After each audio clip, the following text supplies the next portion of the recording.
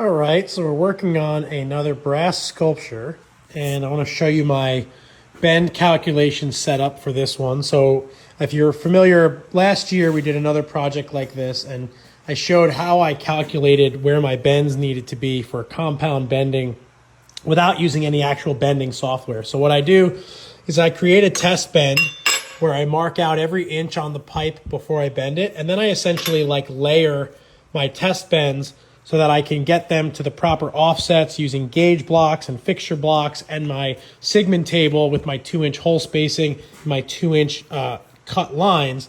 And it helps me dictate things like this. So I have a 17.5-inch gap over here, and I have some dimensions that came from the actual designers of this.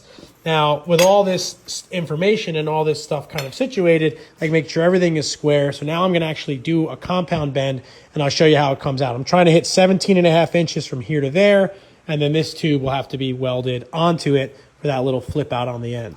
All right, so here's the bend all done. I was able to get it pretty much perfect, a little bit of tweaking in the vise. And I've got my test bend now that I can move forward with. And here's a tip: if you make yourself test bends, spray it with a little bit of satin paint, whatever, satin clear coat, so that you can keep from rubbing these off as you inevitably oil on your gloves. So now to keep moving on this project, and stay tuned for more updates.